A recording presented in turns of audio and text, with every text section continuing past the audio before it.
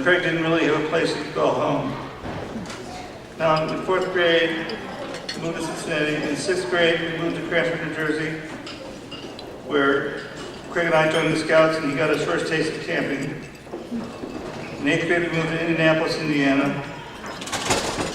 There I was playing football, basketball, and baseball. Craig began realizing that athletics were not one of his strengths. Craig's interest then turned to music, and we shared a record player. That's what they called him back then. Craig's junior high experience went downhill from there because he had to share a room with me. Craig preferred privacy, I preferred piracy. Craig kept a stash of drawbreakers in his dresser drawer. He sorted them by color and inventoried them every day. See if I stole any. I don't know, does that have something to do with sour balls or not? It got so bad that our parents had to establish a demilitarized zone by putting tape on the floor down the middle of the room. Our musical taste clashed as well. Craig liked Glen Campbell, John Denver, and of all people, Dean Martin. I like classical music, John Philip Sousa, and of all groups, the Monkees.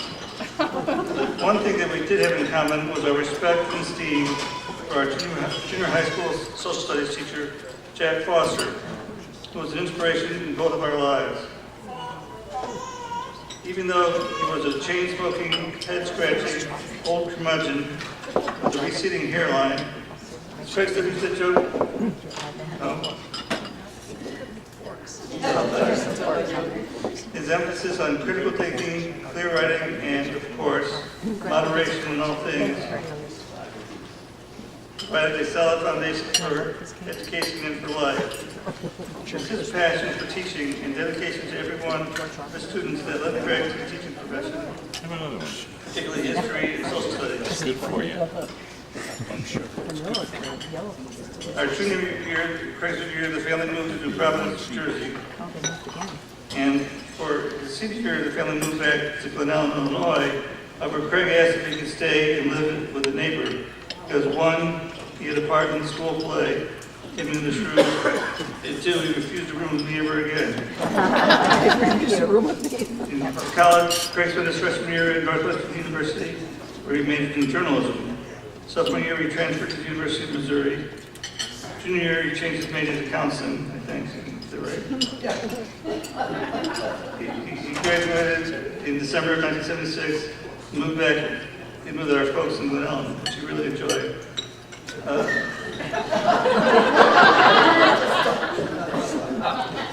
In my opinion, his real major was hanging out in coffee shops and listening to folk music. Still with me? So why was Craig called Gibby? Craig's full name is Craig Gibson Hofmann. Our maternal grandfather was Woodland Lee Gibson, and affectionately known as Gibby. Gibby represented the kind of moral character that Craig wanted to have, according to his obituary, not Craig's Gibby's.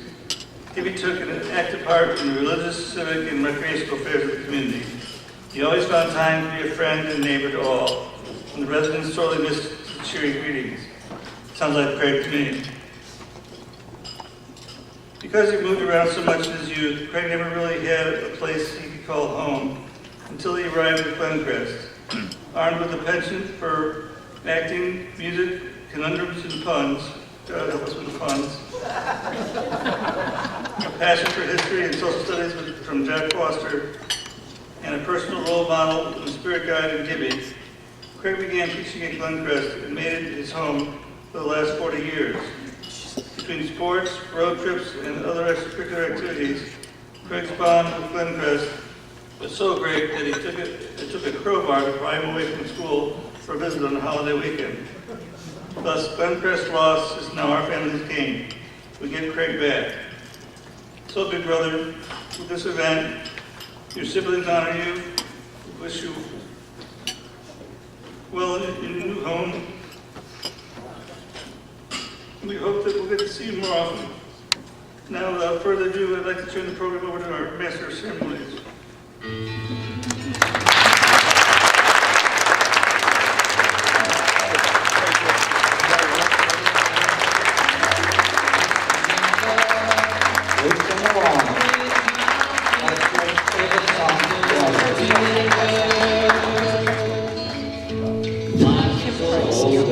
come on. The trees older than the mountains.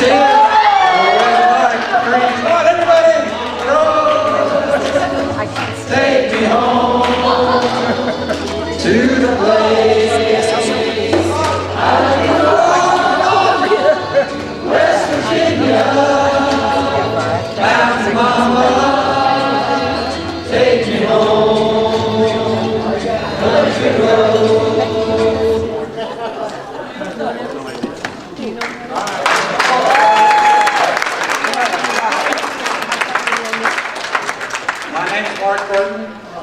I was a student of Craig's back in 1981-82.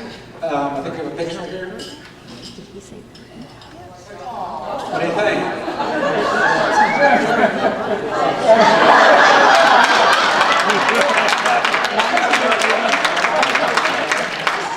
I even tried to make a shirt that matched. It's Star Wars Day. Maybe the first day. I actually found my green baseball Bears hat, but my head's a little bigger than it was when I was 11. How old was I? 11, give or take. So I was privileged enough to go on many trips with Craig. First, the Canyon Campers, an Eastern trip, a Northeastern trip. But one of the iconic pictures, if you ever had any students in here, one of his most iconic pictures in his classroom, before I think they had to take it down, was this picture. And there you can't write enough pages. You tell you the picture's worth 1,000 words, there's 1,000 pages behind this. So what happened this day, on our first ever hike down the Grand Canyon, we got about halfway down. It was supposed to be a 2-day hike. Down one, stay at Phantom Ranch, come back up the next day. So we get down to the kind of halfway point, and we're in 2 teams. There's actually 12 of us. This is half of the team. The other team had already gone ahead of us. And Craig, leader that he is, so we start taking off. And we keep walking and walking. There were no sides. An hour and a half, and we're not really going down. We're just going out. So this point right here goes straight down to the canyon, 2,000 feet below. We had to turn back. But the view was great. So this picture represents the only 6 people that have ever been to Plateau Point in the history of hiking the Grand Canyon. Woo! So again, I was fortunate to go on several more trips after that with Craig. I came back as a counselor in high school when one of my brothers went. I came back after college as a counselor. He still didn't let me drive. None of those times did you ever, I kept asking, which is probably a good thing. I came back as a father with my oldest son, and then again when my second son came. And about that last time, he goes, I really don't have a sense of direction. I went, really? I knew that 25 years ago. Why do you think I stayed up at night with you when you were driving? All those nights, listening to Alabama, John Denver, Oak Ridge Boys, and all those things. You want to see you remember what we drove? Yes, you're right. It's coming. Another one. There. Did that have a name? Like brown turf or something? What was the name? Do we have a name for that one? I don't. I just keep thinking, how in the world did parents ever let us do You're stealing my jokes here. So again, there's a word is worth 1,000, or a picture's worth 1,000 words. Anybody notice anything unique about the picture? The hood is up. And there's no one in there. There's somebody leaning into the hood. Exactly. This is day one. We're on the side of the road. The radiator is blown. I wonder why. We had 12 people in there and all the equipment. 4 people sat, I think was it a 6-passenger van? Oh, no. Oh, it was 8, you're right, for 12 of us. That's okay. But he did upgrade. Hold on. Hold on. Next picture. That's okay. Go back to the other. Yep. He did upgrade. Well, that's all right. Sorry. That's all right. He did upgrade. His first new van back in the day. Do you have a nickname for that? Not that I remember. Emailed us, dude. Somebody has a name for this. All right. So now we're gonna have. Yeah. So we are now going to get to hear from some former students, some teachers, some parents. So with that, with the Katzes, right here. Peter Steve? Come on in.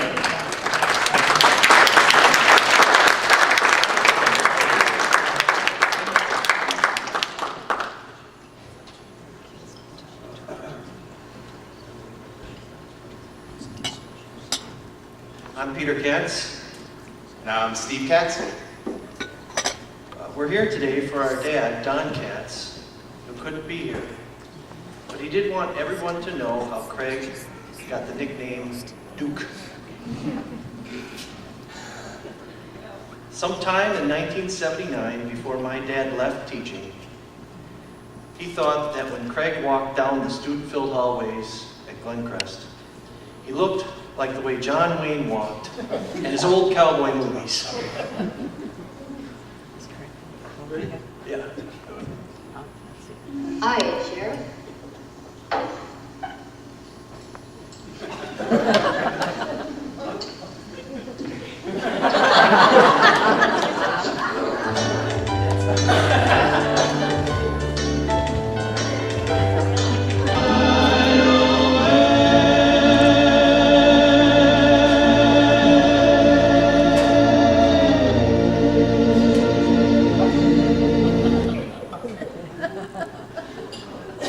So one day, when my dad was in the teacher's lounge with Bill Bussa, Craig walked in, and my dad says, "Craig, you look like John Wayne walking down the hallway." Of course, immediately, Bill Bussa yelled out, "Duke! He walks like the Duke!" Now, when Bill Bussa gives you a nickname, it sticks. And 40 years later, he's still the Duke. I was on the famous Weeby Fishing Canadian fishing trip in 1991. I was 15 years old. I will never forget sitting in the boat with my dad and his best friends when we all sang "Ode to the Blue Neptunes," which Duke wrote and sang for us on that trip. My dad still likes to tease Duke about the fishing pole that Duke eventually dropped overboard in about 25 feet of water in Lake Pashkokogon in Canada. Never was a fisherman. So to commemorate that event, we wanted you to have your own fishing pole in your retirement.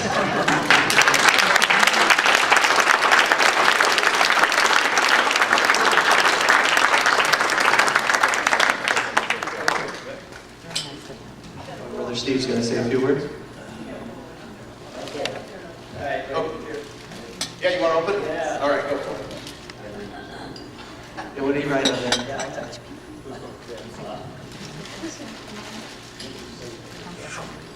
I have a feeling I'm going to drop this into the water.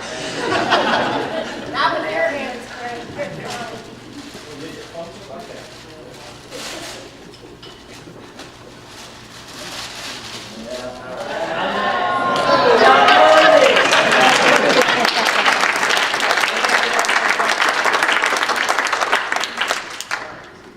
Okay, yeah, I have a few things to say too.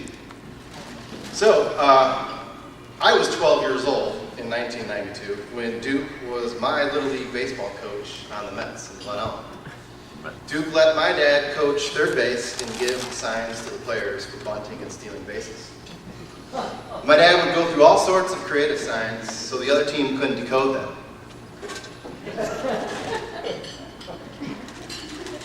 And they were kind of tough for the players to figure out too. However, he wanted me to give you one last sign, Duke. Translated, that means enjoy your retirement in Nashville. We will miss you. Thanks, Steve.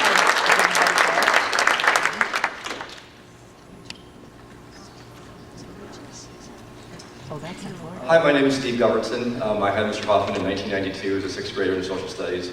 I did not have him as a coach or go on any trips, but you impacted me nonetheless, and I imagine that my experience is representative of a lot of students. You're on the short list of male role models that I had as a kid who were important to me and made me realize that that was a worthwhile way to spend your life, and are one of the people who are the reason I'm a teacher today. And you know, as a sixth grader, having Mr. Hofmann, you knew he was an excellent teacher. Part of it was because you knew the reputation before you. My brother had him, and everybody said, Mr. Hofmann, you know, this is the guy, he's wonderful. But you knew every day in his class just what a man of character he was, that came across always in your interactions with him. And I had one really indelible memory that stuck with me ever since then. It was upper gym, and I don't know why. It was upper gym at Glen Crest, and I was with some of my friends, and I don't remember the full context of it, but someone had made fun of somebody else, and we were sitting there laughing about it.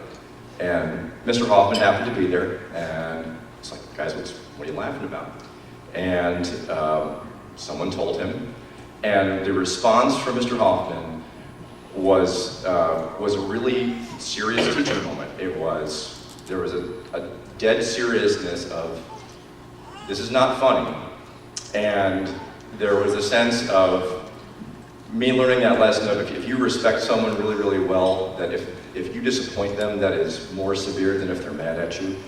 That was the first time I think I ever learned that, and I can still picture your face in that moment. And I imagine that's one of those things that there's no way you remember that moment, but it's burned into my mind as a sixth grader. And so I just want to thank you for the impact you've had on my life, and happy retirement.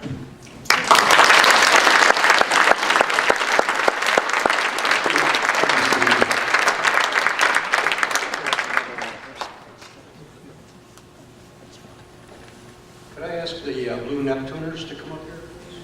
Anybody who's been on one of our fishing trips? It's already been alluded to by Peter and Steve. Peter was the rookie on that one. Al Unger was OG. Now Jerry Barton did not go on that trip with us. He went on a previous trip, and he's the one who actually coined the name Blue Neptune. And so we've been Blue Neptuners ever since. We're missing one. Who are we missing? Duke.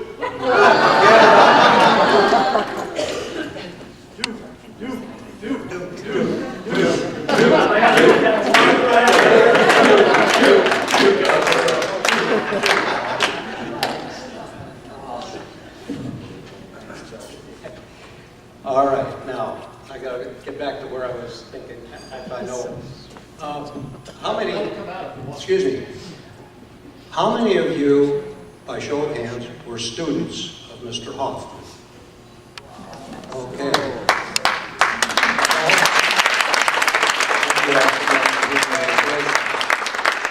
You were very lucky people.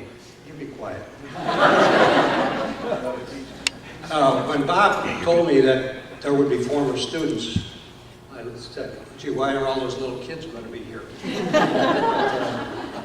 It's nice to see you've all grown up, and I want to thank Bob and Rich and Lisa. Lisa, by the way, was one of my students at Glen Crest. Let's see, it's such a long time ago. Back to the fishing story. In the early 70s, Don Katz, Bill Bussa, myself, decided we wanted to go on fishing trips. So we started a tradition, and it has lasted even up to today. Al and I are the last original members of the Blue Neptune group. We've had others come and join, come and go, and join. And finally, we talked Duke into coming with us in 1991. And he said, I'm not much of a fisherman. And we found that to be true. I wasn't supposed to be funny, but... so we were surprised by the fact that we all climbed into the RV, and here's Duke climbing in with his guitar case. And I tried to figure out, why is he bringing his guitar? Is he going to serenade the fish into the boat? But on the off times, when we come in from a long day of fishing, Duke would go down out of the house, down on the dock, sit on a chair, and he was always strumming. And we couldn't figure out what he was doing. I don't know either. You didn't know what you were doing either.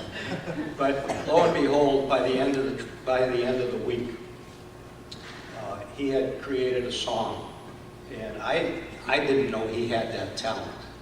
Although I did see later, I don't know if it was later or before, at one of the variety shows, he did a parody of the song, Mama, Don't Let Your Babies Grow Up to Be Cowboys. He changed cowboys to teachers. Have you ever found the lyrics for that? Yes. I asked you to look for it. We have them. You have them? Yeah. I gotta have a copy. Okay, I'll just... Thank you.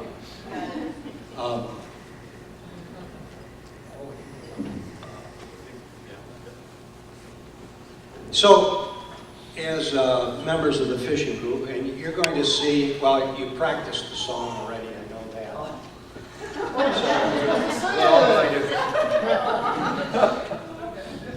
Are you ready for it? You ready to No, go? not yet.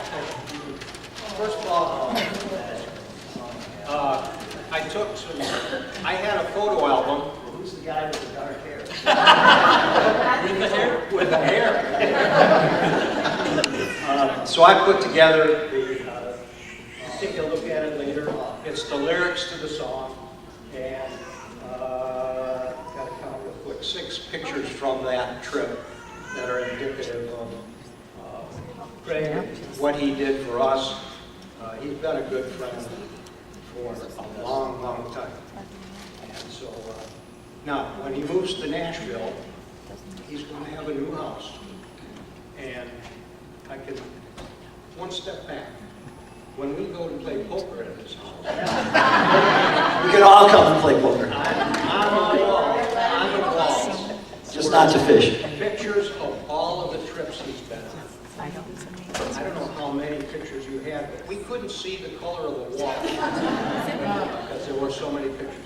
But we'd like this one to be one of the first ones you hang in your new house, maybe even a separate room. I'll build a separate man cave. So with that, we'll just, I guess put this down for the time being here. Thank you so much. And I guess Bob, it's time. Here we go. We be fishing in Canada, fishing. For the rest of our days, we be eating those fillets and fishing in Canada, eh? Mosquitoes and butterflies will give us a break. Now we'll ride the river sits at the bottom of the lake. No room in the cabin and the storm gave us fits, but still it just don't get no better than this. We be fishing in Canada, wishing that for the rest of our days we'd be eating those fillets and fishing in Canada, eh? A 19-pound northern came in on Sweet's Hook, and the next biggest fish was pulled in by the rook. In the middle of the day there appeared a full moon, and hey boss, it's just the rear of a Neptune. We be fishing in Canada and wishing that for the rest of our days we'd be eating those fillets and fishing in Canada, eh? Our last day out, and yet we kept fishing more. Duke blew a motor, so we towed him ashore. With our fish in the coolers, it's time to head out. Some great memories we'll talk for years about. We be fishing, fishing in Canada and wishing that for the rest of our days we'd be eating those fillets and fishing, fishing in Canada, hey. Now the Duke ain't no fisherman, but I've had a great time writing down all these words and making them rhyme.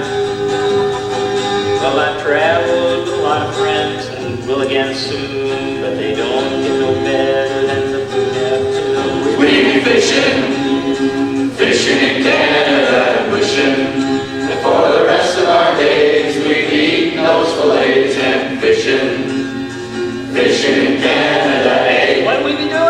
We be fishing, fishing in Canada and wishing that for the rest of our days we'd be eating those fillets and fishing, fishing in Canada, hey.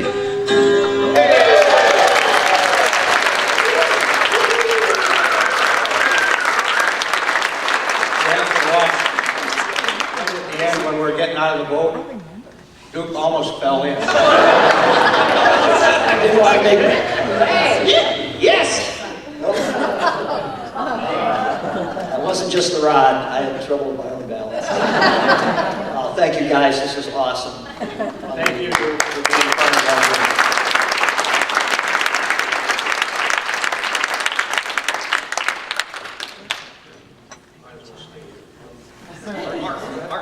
You got something to say? Yeah. Okay, this leads us to the second part of my presentation. That would be the fact, we've alluded to the fact that we had a poker group going too. Same group of guys in the mid-70s started that up, and it's been going ever since. The last meeting we had was at Don Katz's house in April.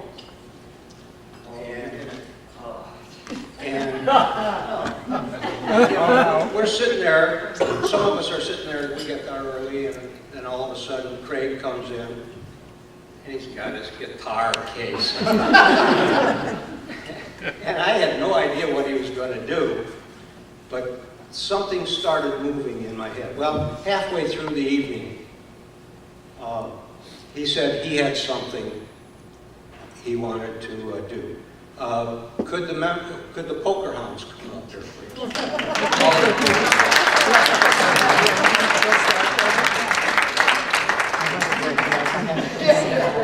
We liberated it after the... Okay, yeah, you guessed it. He wrote a song.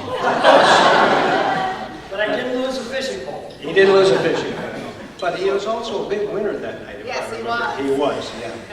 Now, I thought maybe he'd bring his guitar in tonight, which would have told me, would have told me that he knew about this ahead of time, and he wrote a song for all of you. But I don't think that was the case. Was this a surprise, too? Yeah. I still don't know what's going on. Well, we're not sure either.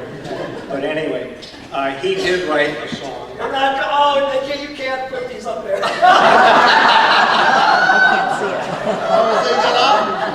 I didn't realize Bob was going to do this, so this is a surprise. I just thought about it.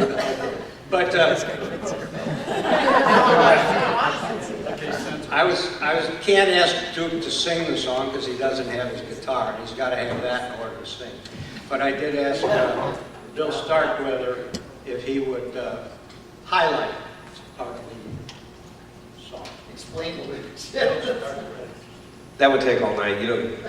Charlie said don't do all 4 verses, but the refrain will be, we call ourselves the Poker Hounds. Whose turn is it to deal? Play cards all night till 2 a.m. At midnight, we ate a meal. We love to fish, tell stories, eat pretzels, and drink beer. Let's raise a glass to friendship. It's the reason we're all here. Not going to do all 4 verses, probably because it's getting long, right? But the last verse, so many friends have come and gone. T. Kaiser, Wes Santee, Nagel, Coda, Marrier, Wado, and Artie Z. But of all the hounds to grace this group and share our company, we toast you now, the Butterman, our dear friend, Delete. Like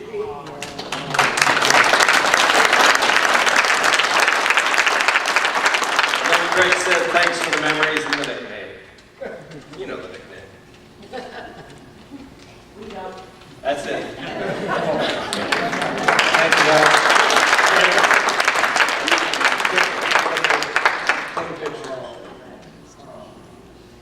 Another room. There'll be 2 rooms in his house, a shrine for the fishing group and a shrine for the poker house.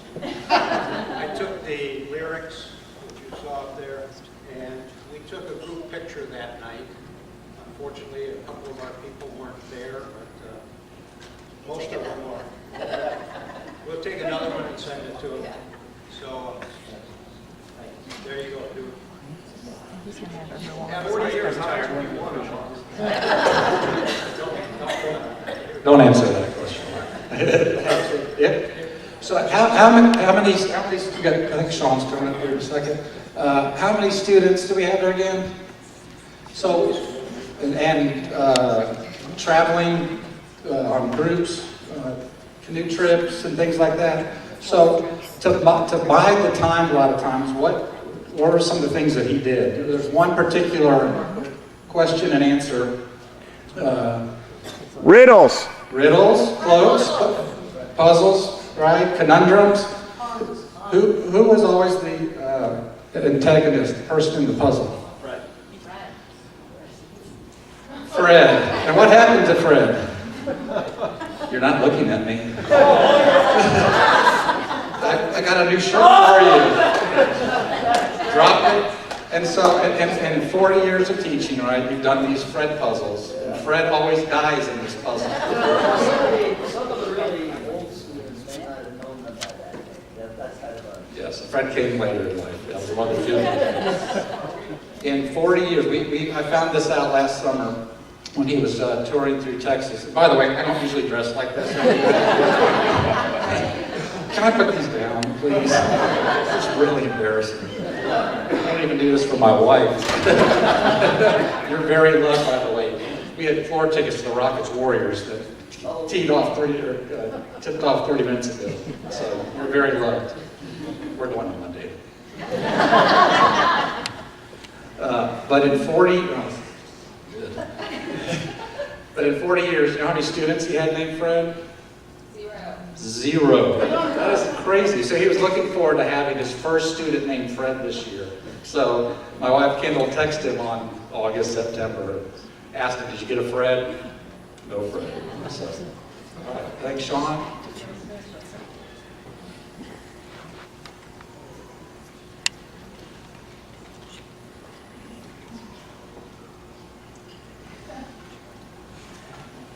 Wow, what an awesome retirement celebration. This is one that I think we'll all remember. This is one of the great events that we've been to.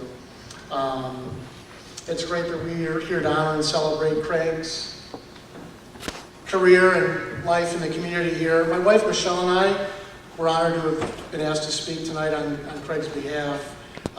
Most of the people tonight that have been asked to speak are former students of Craig's. Former colleagues, and it's really awesome to hear and learn all these new stories about Craig that we didn't even know about. We're here as representatives, Michelle, Faith, and I, of one of Craig's current students. Faith is currently in middle school at Glen Crest. We're happy to have her here to witness and experience the event. And, obviously tonight we're learning that those of us that have been blessed enough to have a few special teachers in our lives very much know that Craig is one of those few special teachers. So Michelle and I are also here as representatives of Craig's home church congregation, Peace Lutheran Church here in Lombard, is right down the street on Butterfield Road. We're in church every Sunday with Craig. And, it's kind of funny that as many as you are aware from his teaching and coaching and mentoring, that, he's such a humble and unassuming guy, yet he's having such an outsized impact on everyone that he comes into contact with in the community that he interacts with. He kind of reminds me almost of like the George Bailey character from It's a Wonderful Life, right? Fighting and winning the Battle of Bedford Falls right here in Glen Ellen, except that he's not some idealized, fictional character from the movies. He's the real deal. Even at our own church, and Craig is there almost every single Sunday, other than the people who have directly interacted with him personally, through his prior confirmation class teaching, much of our medium-sized congregation barely even knows who he is or that he's even a teacher here in the community. And here he's having such an outsized impact on everybody around him. Sometimes I kind of think what it might be like to have a famous celebrity like Michael Jordan in our congregation worshiping with us every Sunday in the middle of our congregation, because that's kind of exactly what we've had all these years. Craig's the Michael Jordan of teaching, as you guys have figured out by now, lapping the field, showing everybody else how it's done. It's been great to see all the photos from the past, all these years. If you've got our photo from today, you can pull it up. So the photo being shown now is a little bit different from all the others in that this is not from the past. The photo being shown now was taken this morning.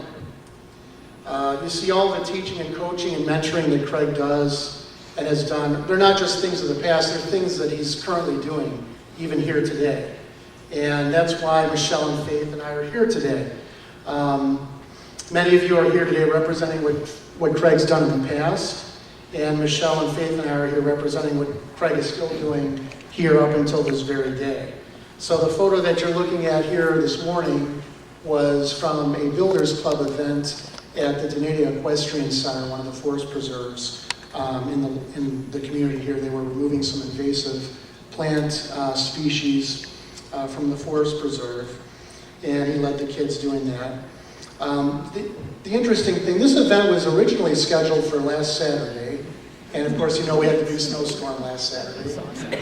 So, we thought it would have been canceled. It would have been easy enough to just cancel it. Craig decided to postpone it and reschedule it for this morning. He could have very well canceled it altogether. Would have been easy enough to do after all, the Builders Club. The Builders Club has done, they will have done at the end of this year 30 events with the school, just with the Builders Club. That's in addition to his coaching, in addition to the Social Studies Club. It's really quite amazing the volume of what he does in addition to the teaching. There's only 3 weeks of school left. Craig could have just canceled it, right?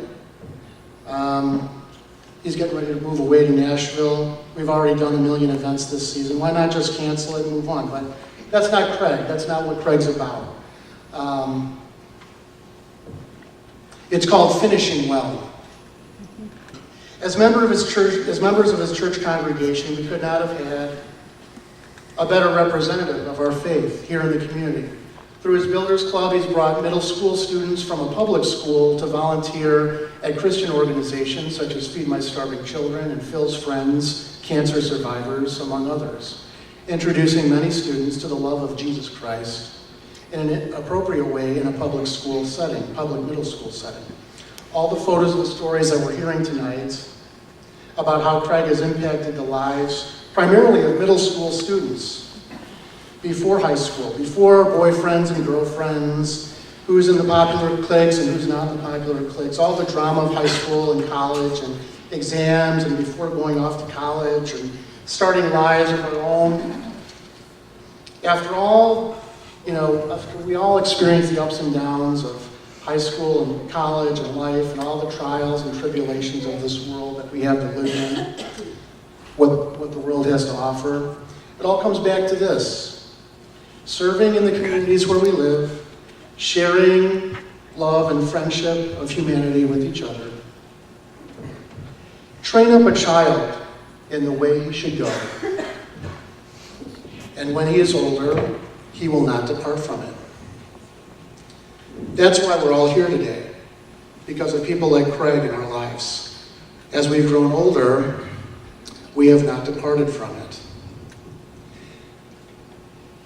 So we all know that Craig's getting ready to go to Nashville, but what we may not all know is that he's and pleasantly surprised here, he's already seeking out middle schools in the area where he can continue to teach and to coach and to mentor, just like he's always done.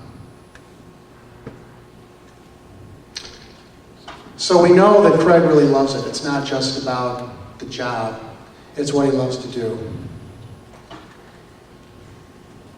Maybe later, after a few drinks, we'll ask Craig to do the Michael Jordan tug waggle for us or something like that. So that's really what it's all about for Craig, is the love of people and what he's doing. Impacting everybody's life in a positive and meaningful way. And the following verse you're probably familiar with. As you listen to it, why don't you just think about Craig and what he does and what he's done. Ask yourselves if this doesn't apply to Craig as much or almost as much as everyone else in your life. Love is patient, love is kind. It does not envy, it does not boast. It is not proud. It does not dishonor others. It is not self-seeking. It is not easily angered. It keeps no record of wrongs and does not delight in evil, but instead rejoices in the truth. It always protects, always trusts, always hopes, always perseveres. It never fails. That's our Craig. So if you happen to run into Craig a year or so down, from now down in Nashville, and you happen to find him coaching on a basketball court somewhere, just don't ask him to try to dunk a basketball like Michael Jordan. He'll probably tear a hamstring. But you're actually probably more likely to find him in the back of some honky-tonk somewhere in Nashville. Maybe with his beard a little bit more grown out and scraggly, playing his guitar in the back of some honky-tonk somewhere, being the same quiet, humble, unassuming guy that he's always been, positively impacting the lives of everyone around him, winning the Battle of Bedford Falls down in Nashville, just like he's always done. Godspeed, friend. God bless. Thank you all.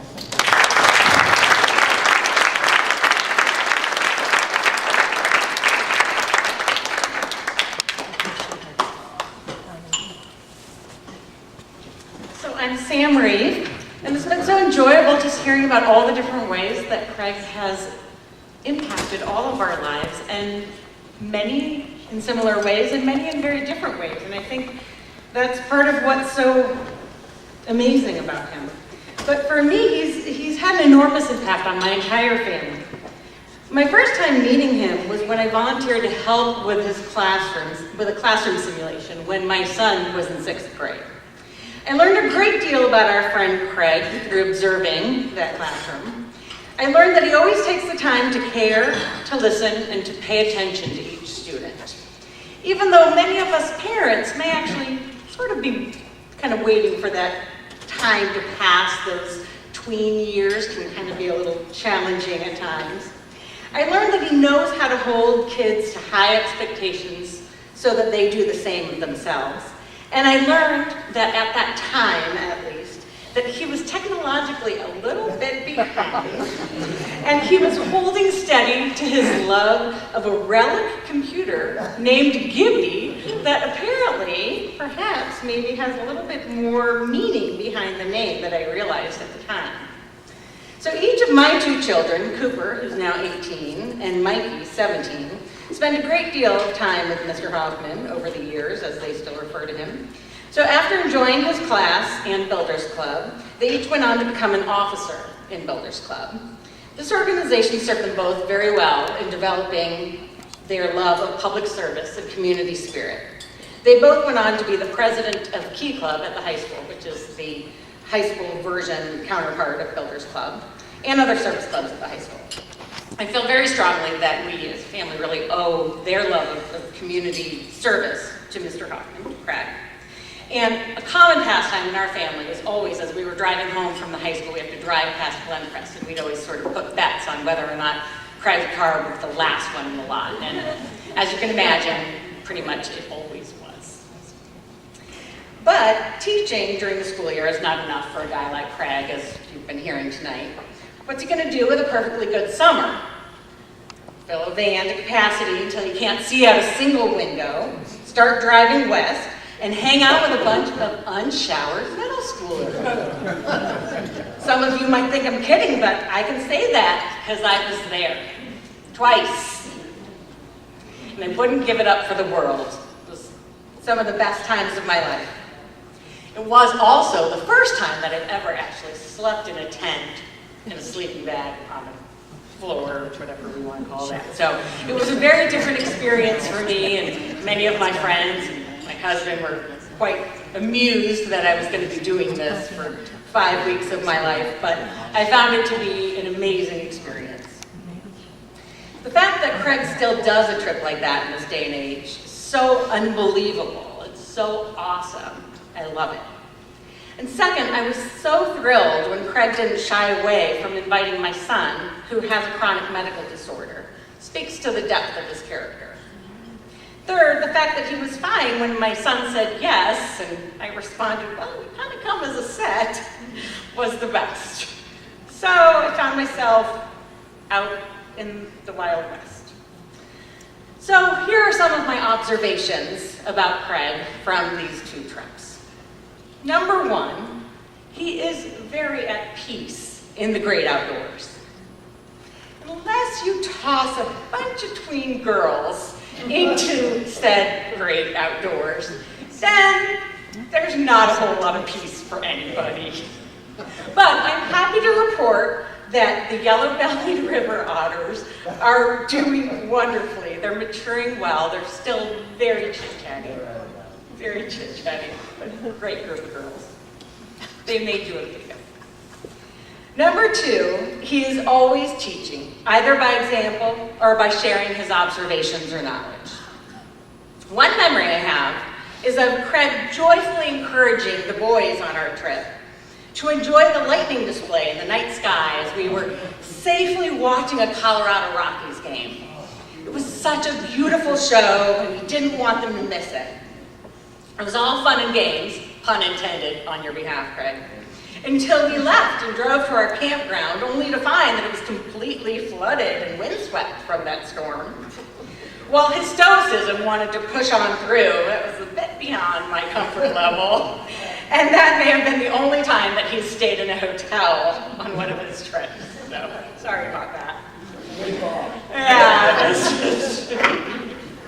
Another funny difference between trip 1 and trip 2 was how much Craig learned about technology. During that first trip, which was in 2013, by the way, not 1993, Craig had the car loaded with an amazing amount of extras. So he had a huge box of board games, he had maps, he had travel portfolios, he had a huge camera, and then separately he had a video camera.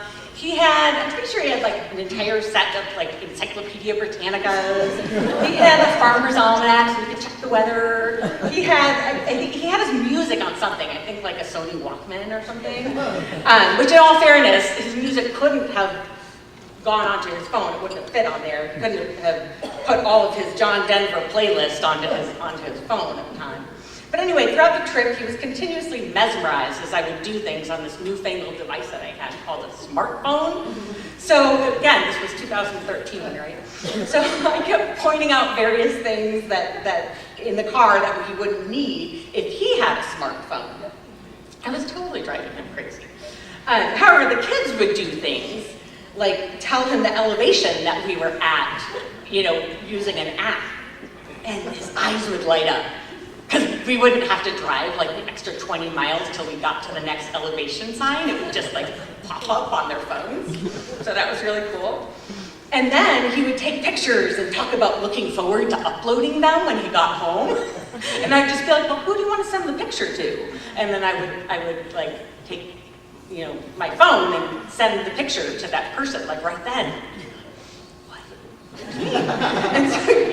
tell he was sold. So then, by the next trip, Craig had reverse aged by like a decade. And he was showing me things that I had no idea about. And I learned that you can't teach a teacher, and he will always be a teacher. So one other area I quickly want to mention is the One Walk for JDRF, Juvenile Diabetes Research Foundation. This is something that's very important to my family. So my son Cooper asked Craig if Builders Club could add it as an event. So for the last 7 or 8 years, Craig has brought a group of volunteers from Glen Crest out to help at the event. And he's really gotten into it. I want to put that picture. This is a picture of Craig and my daughter. Craig is the one on the left. As you can see, he's really willing to go the extra mile to keep his students engaged and active in the community. He will do it all. And speaking of our community, I want to close with a comment about what an impact Craig has had on this community. A few months back, I moved my mom here from California to an assisted living facility. I wanted one very close to home, and having seen Brookdale due to a lot of middle school drop-offs for Builders Club, we chose that one. Every time I saw one of those decorated walkers or wheelchairs and knew the joy that they brought to the seniors in our community, it brought such a smile to my face. The residents at Brookdale clearly really appreciate the work that you and your students do, as do so many other facilities that you visit and places that you volunteer. Our school and our community and our kids are very, very fortunate to have had you for as long as they have, and hope that you will continue to be such a positive beacon of light in the future. I'm so glad to hear that you're looking forward to some travel in your retirement, Craig. You've earned it. You deserve to be an observer, to ask the questions, and to enjoy the ride. Thank you for all that you've done for our family.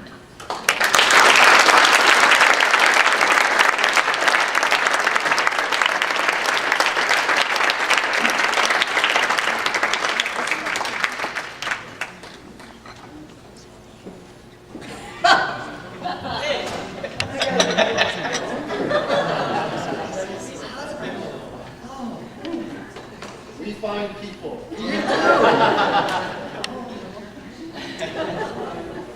Hi everyone, my name is Brian O'Rourke, and I'm a former student and assistant basketball camp counselor of Mr. Hofmann's.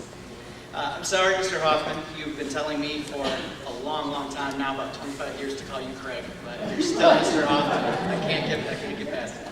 After 25 years, you'd think my memory of that class might be foggy, but I can still see the room in my head right now. That alone goes to show you how much of an impact the class had on me. I had many wonderful teachers throughout my education, but there is always that class and that teacher that you will never forget. And for me, it was 6th grade social studies with Mr. Hofmann. So why did this class have such an impact? Well, first of all, this was no ordinary social studies class. One day I arrived and our desks were clumped into groups like little forts. Each clump was its own country, and we got to make our own government with our own rules and establish trade to the other countries in the room. Another day we found out our classroom was actually Mexico, and we undertook a treacherous journey to Mr. Unger's 8th grade classroom, which was the United States, and there we had a joint discussion on immigration. 25 years later, that's still pretty applicable.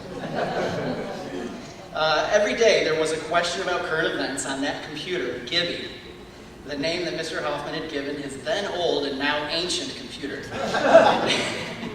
In a drive to get us to use Gibby and get the question right, all of a sudden I was watching the news every night. That's how easy Mr. Hofmann made motivating students. He was so good at it, he had us convinced we were motivating ourselves. Then school would end for the day and Mr. Hofmann just kept going. At one point, I was part of a group of students in an after-school project where each middle school in the area played the part of a different country in the Middle East. And we emailed each other back and forth when email was just starting. And in the interest of accomplishing a pretty simple task, you know, peace of the Middle East. No big deal. This barely touches how much Mr. Hofmann took on in any given school year. I think everyone here knows how busy Mr. Hofmann stays. So what did he do when he found out that I was really interested in that computer of his and programming? Well, he somehow found more of his own free time, and he decided to teach me how to program Gibby in his own free time. Then he took it a step further, and he let me borrow a second computer that he had that was just like Gibby, so that I could practice my programming at home. I mean, it's absolutely incredible to me, looking back on it now, that a teacher would do that for a student. But it isn't just his creativity, his ability to motivate and engage students, his absolute and total commitment, no matter how much personal time he has to give, that impacted me so deeply. It was the way that through the summation of it all, he managed to completely change the way I saw and interacted with the world. Mr. Hofmann was the first teacher that truly made my 11-year-old self believe that my thoughts and opinions really mattered, and encouraged me to expand upon them, think things through, and widen my perspective. You couldn't just sit in Mr. Hofmann's class staring at the clock. He engaged with each and every student, and he genuinely wanted to know each student's opinion. Then once he heard those opinions, he would of course present an extreme version of that student's viewpoint. And when the student said, okay, well that wasn't what I meant to say, he would say, okay, well then the question remains. And he would point to that long banner above the chalkboard, which I hope is still there, and say, well then where do you draw the line? It was the first time my black and white brain started to realize that we live in a world of gray. From that point on, I realized choosing a side is very simple. Educating yourself on something and deciding where in that gray area to draw the line is much more difficult, and something I still strive for today. And the best part about all of these stories of that classroom is that they're not even remotely unique. Every student that has showed an interest has gotten the best out of Mr. Hofmann, and I'm sure that many in this room have many of the same kinds of stories. So after a year of creating nations, debating immigration policy, solving the crisis in the Middle East, and learning how to program a computer, the summertime was coming. And I had already heard through the rumor mill about these incredible trips that Mr. Hofmann takes through the United States. I vividly remember feelings of trepidation, waiting to see if I would get invited. Not just because I wanted to be selected, but because I really didn't think I'd be able to go if I was. You see, this may not be news to this particular crowd, but teachers are dramatically underpaid. My mother, who's here with us today, she's a superhero. She dedicated her life to teaching, and even while raising 3 kids on her own. So our home was filled with unconditional love. It just wasn't really filled with a lot of money. So when the time came, and Mr. Hofmann informed me that I was invited to join the trips, I had to inform him that I was unable to go. I really wanted to, but we just could not afford it. Soon after, Mr. Hofmann approached me about helping him with his basketball camp. This was odd for several reasons. The first of which, I'm terrible at basketball. Terrible. So is it, by the way. I mean, I tried out for the very team that Mr. Hofmann coaches and was cut from the team. He let me manage, which meant I got to run the camcorder in the back of the room. He convinced me it was a very important job.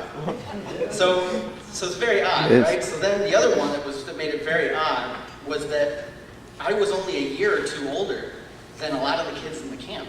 In fact, I was in one of the sessions myself, and the kids in the older sessions were older than me. So I helped out in the only session that had kids that were younger than me, and by helped, I mean I put basketballs into a bin. But hey, a job is a job, right? It's certainly better than mowing lawns. So when the end of the camp came along, I got my paycheck from Mr. Hofmann's basketball camp.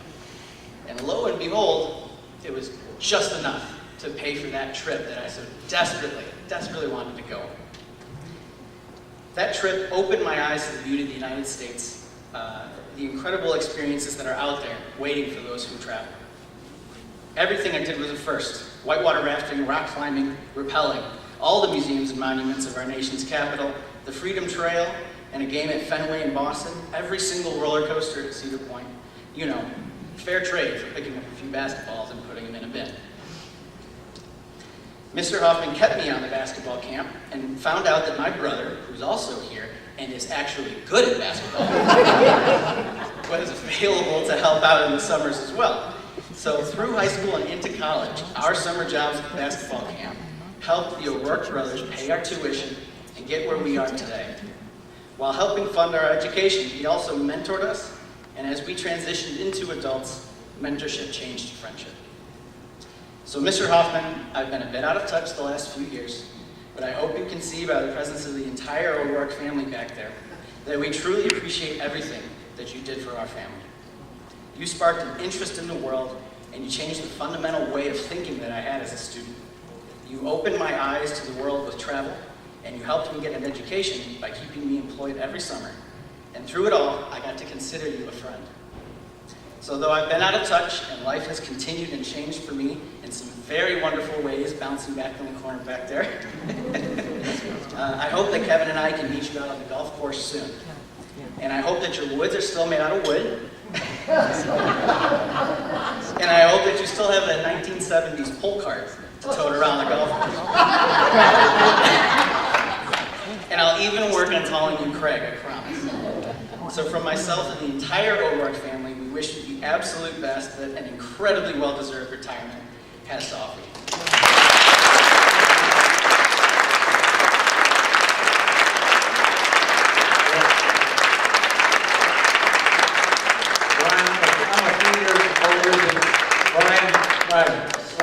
I'm a few years older than you, but I too was taught how to program with Craig on Gibby. So I'm sorry for your programming skills, we're 20 years old. So in 1984, 5, 6, somewhere in there, I moved back to Houston. And this guy threw me a surprise party next door. Ha! That's you. You know why this happened? I was going to share, but go ahead. Oh, no, I'll save it. So, I brought a few yearbooks back from my 6th and 7th grade years. And so you can see he's in half of the pictures. He coached cross country. I got a shirt. Oh, sorry, I got another shirt. Is that okay? Is that okay? Is that a problem? Okay. And if you go through the yearbooks, I think Lisa flagged some. I mean, he coached cross country. Yeah, I forgot about that one. I'm trying to also. Basketball, computer club, you name it. And I think soccer, yes. Yeah, I didn't bring my soccer picture that you coached. And don't show it. Point to my wife. She can find some good pictures. But I think I was your first 7th grade Glen Crest Spartans team. Yes. And that picture's around that table. But we have a special guest coming via video that wants to say a few words.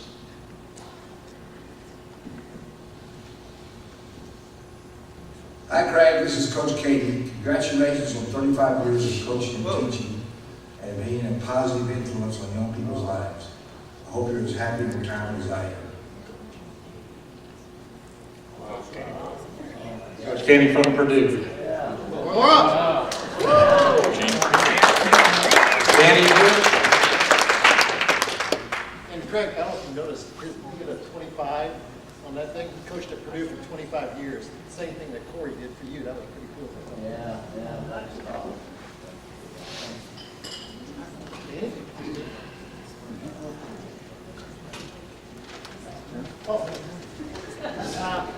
All right, hi. I was going to say my name first. Start there. Hi, my name's Danny Sheridan. I teach and coach basketball with Craig over at Glen Crest Middle School. The last 6 years, I've gotten an opportunity to coach 8th grade boys and girls basketball with Craig, and I've been able, to learn so much from him. He is such a great teacher of the game. I don't think there's a better, and I say this with all honesty, a better, middle school coach or even high school coach for that matter in the country who's better at teaching the fundamentals, about basketball. Stressing and teaching the fundamentals of basketball Craig does, it's just phenomenal. I remember my first year coaching, you probably don't remember this, Craig, but my very first practice with my 8th grade team, this was 6 years ago, and I had played basketball in high school, but I really had coached before and really didn't know what I was doing. And it was the first practice, probably the first 30 minutes into the first practice, and did a full court scrimmage. It was isolation basketball on offense, jacking up long 3-pointers. Defense was optional. All the things I know we love about that you teach to your players, Craig. So anyway, we're hitting threes. I'm like, okay, this is great. And I remember he walked in before his practice. He would practice after me, and I thought he was afraid he was gonna drop right then. The look on his face was a little puzzled, a little stunned, and I remember going to him after that first practice and saying, I need help, and so anyway, after that first practice, I remember talking to Craig a lot about the best way to run and organize my practices, and I went to a bunch of his practices to pick up new things, different drills, see his style. Even in his last year, that just finished a few months ago, in his last year coaching, I still found myself hanging out at a lot of his practices after mine or before mine, picking up new stuff, from his teaching. I always relish the chance to be able to, pick Craig's brain about, different things related to basketball, get advice from him, things I should change, or do differently for my team, ask him questions about his team, whatever, whether, I'm really going to miss all the basketball talks we have at practices, on the bus rides, to and before after games, during fourth period lunch, during the school day, his knowledge of the game, his, passion, communication skills, honesty, relationship skills he has with his players are second to none. And, he's been such a very valuable learning tool for me, in my first coaching experience, and I feel, very fortunate about that. In addition to Craig's, his basketball, brilliance, what I admire even more about him is the way he works with his students and his players. Watching him, at practices this year with his guys and girls team, his 35th year, coaching this year, you would have never known it was his last year, and obviously I wasn't, alive or even thought of when he was his first year coaching, but, I can almost guarantee he put the same passion, the same enthusiasm, the same energy this year that he did his very first year, which really says, a heck of a lot about him. It's amazing to be able to watch the way, he works with his players and makes it such, an unbelievable experience for every one of them. I really respect the way he treats every single one of his players the exact same and ensures, equal practice time and equal, reps for every single player. He has, managers practice, he could have upwards of 20, 22 kids at a practice, and every single one of them is getting time, is doing the same thing, and it's, it's awesome. Craig knows that, that the middle school experience for kids, is all about teaching and developing, and not about wins and losses. I remember coming in the gym, this year, at the end of this year, his boys team this year, coming in the gym at the end of this year at one of his practices, and I see him, working with, one of his kids this year, one of his 7th grade kids, just on a side basket. And this kid probably had, maybe scored 6 points the whole season. Okay, so now, one of the stronger players, he was working with him on some post moves, like up and under, a couple different post moves, and the look, that this kid, had on his face, while Craig was working with him for just those, 4 minutes, 5 minutes, really, really said it all and said so much about him, and, not just the type of coach he is, but the type of person he is, and, the impact he has on the students. You probably didn't even know I was in there during, those couple minutes, but that was just telling right there, a perfect example of Craig,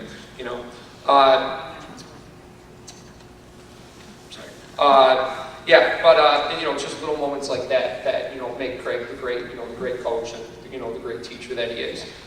Craig puts his heart and soul into everything he does on the basketball court and in the classroom. Some people say they're all about the kids, but Craig is, the true definition of that. Craig, I can't really thank you enough for the mentor and friend you have been to me. You're a huge reason why Glen Crest has been such a great experience to me. Thank you for everything you have done for me and our school. You truly are a coaching and teaching legend.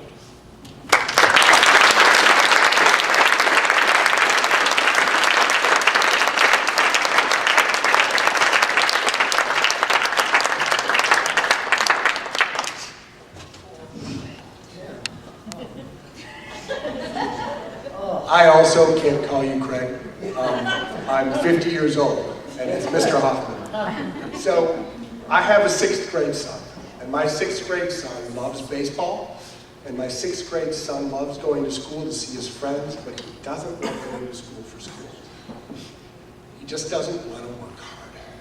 And this is poignant because 40 years ago, I was a 6th grade kid who loved baseball, who loved going to school to see my friends, but I didn't like school. I don't know, well, a lot of you are teachers, so you probably do know this. Back then, we had 2 types of things you were graded on: effort and achievement. And if one were to look at any of my report cards from kindergarten through 5, the letter that would be prominent over and over and over would be a big R, which stood for rarely tries. So, I walk into Glen Crest, 1979, first period, social studies. Okay, social studies. And there's Mr. Hofmann. Now, I saw something that I'd never seen before at that very moment. First of all, I saw a male teacher. Secondly, I saw a teacher who was smiling at me, and most of the teachers before me, and third, a young teacher. Most of the teachers before him, in fact, all of them except for the gym teachers, were middle-aged women who frowned at me because I didn't do the work. But it wasn't just his age or his gender or his smile. It was that he looked at me and he paid attention to me and he listened to me and he cared. And there was a warmth there and an engagement that I'd never seen before. I'd been taught by teachers who, and this is no disrespect to any of my other teachers, who talked to the monolith of the 30 kids in front of them. But Mr. Hoffman talked to each one of us. And that year, instead of teaching out of books and at the chalkboard, we learned through role-playing games. And as was described earlier, we became our own countries, and we learned that what we thought mattered and how we acted with those thoughts mattered even more. Now, I understand that that's the way teaching is now. My kids get taught that way all the time, but in 1979, I don't think that was typical.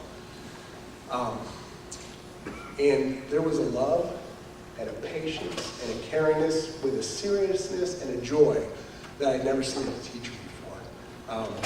Now I heard about Gibby and how old that is, but you have to realize in 1979, this man was the first person that I knew who had a personal computer. Now it wasn't TRS-80, and we all can laugh about that, but that's serious stuff. And I learned how to program basic programming with him. But it wasn't just in school that I got to know Mr. Hofmann. I was really excited when I found out that he was going to be my baseball coach. For 2 years, I was on the Bears. Okay, here, wait, let's go back one more. No, back. One more. This is the last day of 6th grade. This is after he had shaved his beard. You can go to the next one. So I was on his baseball team, the Bears. Now, I had been on a series of baseball teams coached by dads who didn't care, or cared enough to sign up and didn't know anything about baseball. And if any of you know or recollect, I'm living through it right now, 11 and 12-year-old baseball consists of kids who are truly good athletes, kids who are not good athletes but want to be good athletes, and a lot of kids who are there because mom and dad said you're playing baseball. And the ability to bring all of these kids together is a real task, which is usually why some dad is, yeah, I'll be the coach. But the willingness and the interest of a 6th grade social studies teacher to say, I'm going to do this, was stunning to me. Even as an 11-year-old, I thought, wow, that means so much. And I learned baseball. We actually went in his classroom with an overhead projector, and it showed us, the ball is hit here, you throw the ball there, in a way I'd never learned before. And the first year, we had a team of guys that were amazing athletes. One of the kids, I think, struck out 15 in one game, and there were only 18 outs in those 6-inning games. We had another guy who was a friend of mine who ended up being a Big Ten athlete in football. And so we played and we won the championship that year. We beat the Cougars, I'll never forget. But it wasn't the baseball that mattered, because while we were doing that, I had friends who were on other teams, and they went to practice and went to a game and went home. We went to games, and after the games, we'd have a picnic. Or we'd go away for the weekend. One of the teams, or one of the parents of the team had a place in Wisconsin that we all went. And of course, while we were there, Craig wrote a song about it. Never without his guitar. But winning that championship was actually the second best baseball memory I've got. The next year, we had a team of kids, all the really good athletes, aged out of the team, and we had a group of ragtag. What's this again? What do I do with this bat? Kids. And I was, one of the older kids on the team. I wasn't a born leader, and I thought, oh man, this is not going to be good. But it was literally like a movie because, that's from the farm trip. That's the group that went to the farm. The one back is actually special to me because my grandfather's in it, which is really what these teams were about. They were families. You see, we were the Bears, we had a shirt that said Papa Bear. So that second year, we had a special needs child. We had people who didn't know how to play the game. But little by little, this ragtag group started winning games. And we started winning more games. And we actually got back to the championship game, and I'll never forget this, ever. I tell my son this story so many times, he's like, oh my gosh, are you going to tell that story again? We got all the way to the championship game. It was a series, it was a 5-game series. We were up 2 games to 1. We were winning 4-0. All we needed was 2 outs, and we lost. And we lost the next game. It was like the 2003 Cubs. But here's the beauty of it, and this I think speaks to Mr. Hofmann, is as that last out of the last game that we were going to lose after being on the verge of winning was about to go down and we're going to lose. He looked at us and he said, "Did we have fun? Was this a great year? Act like it." And so the final out, and all of you have seen on TV, maybe you've been part of it, there's a big dog pile of people throwing their mitts and cheering and running out in the field, but this one is like no other you've ever heard or seen because the team that lost was the one that did that. We ran out to the field, we were jumping up and down, we were cheering, and the team that won, the Pumas, were looking at us like, "What? We're supposed to be doing that." And no one could understand why we were so joyful. We were joyful because we had a coach who took us from nothing and turned this into something, and all along taught us what baseball meant, which was togetherness, teamwork, and love for each other.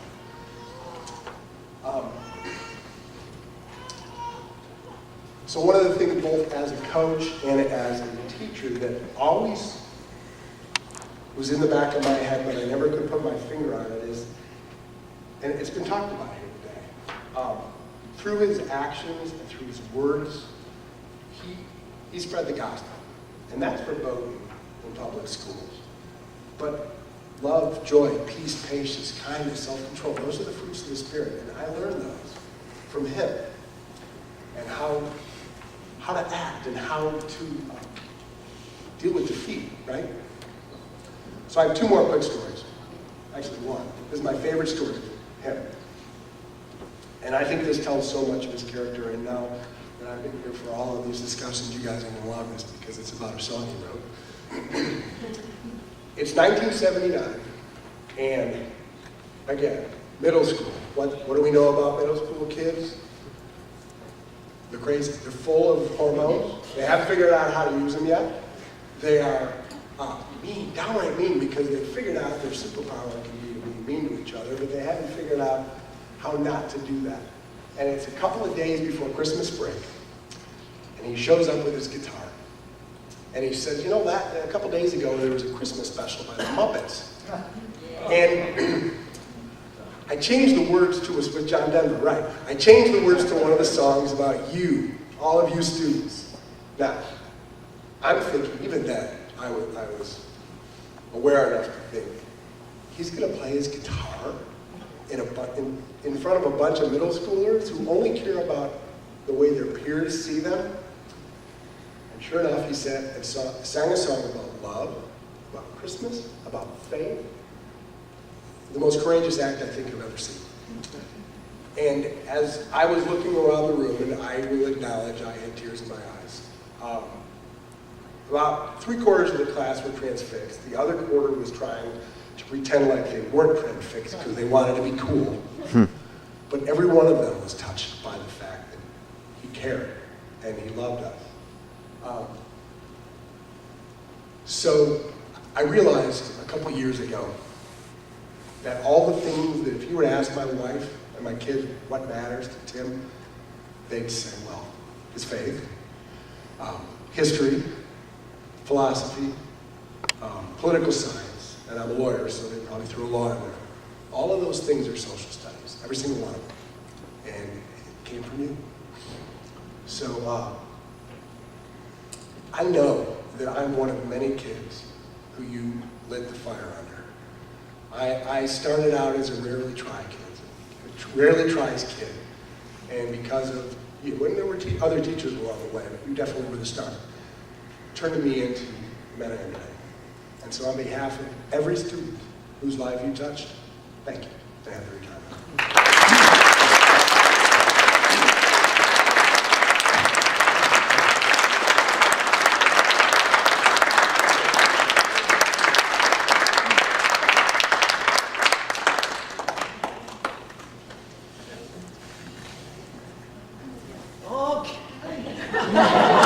He remembers them all. Got the names right there.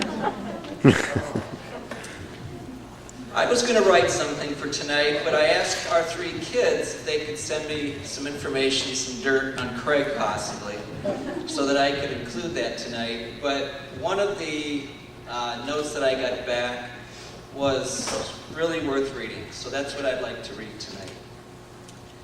Mr. Hofmann contributed to a large part of my life in middle school. As a teacher, a coach, and an adventure-bound chaperone in which he took a group of students on the trip of a lifetime out west.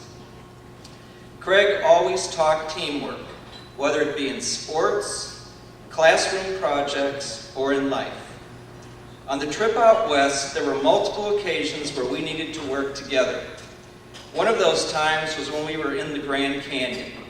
I think Craig knew it would be tough for some, so he talked to us about how we had to work together to complete our journey.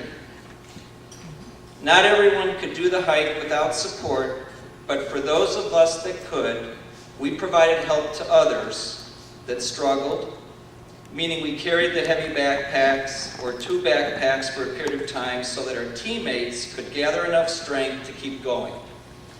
We also encouraged one another, especially on the hike back up the Grand Canyon, which was a real mental grind. On the basketball court, it was never about who had the best game, who scored the most points, or who was the best player. The focus was on playing as one cohesive unit to achieve the best outcome. Craig stressed that each player on the court had to do his or her part. The only game we ever lost, the championship game, we were up 16 points with 2.5 minutes left. But our team stopped playing as one team and started playing individually on offense, and we got lackadaisical on defense. It really caught us by surprise and was a difficult loss, but a great lesson in life about what he always tried to teach us, and something I will never forget. Throughout my years with Mr. Hofmann, while he was always teaching, it wasn't about classroom content or coaching on the court. There was always a valuable life lesson to be learned. More than any other teacher, he helped prepare me most for the challenges that I would face in life. And he taught me what things were most important in life. People, honesty, integrity, always giving it my best, working together with others, helping those in need, and to always move forward. Nothing has come easy for me, but Mr. Hofmann's influence has helped me overcome obstacles and achieve my goals. Kenny. All 3 of our children were fortunate enough to take the trip out west with Craig. And to this day, they each talk about it with friends and family as though it was yesterday. In fact, our youngest son is dating a girl from London, and when she came over to visit the United States, he wanted to take her to the same place where he had his greatest memories. And he drove her to the Grand Canyon, Lake Powell, and Bryce Canyon, just so she could experience what he will always remember and cherish. And lastly, if you could see the smile on my daughter's face when she talks about her trip out west, it would light up the night. Thank you, Craig. None of the Wittenbergs will ever forget you. Someone once told me that there are givers and takers in life. Craig is most definitely a giver. And Craig, I want to personally thank you for being such a giver. A giver for all the times we played basketball together, and you would give me an opening so I could score at will when you were guarding me. And for letting me steal the ball away from you every time you tried to drive to the basket with your right hand. And for letting me block your shot every time you tried to shoot over me. Not too many people would be that generous. Thank you. Good luck.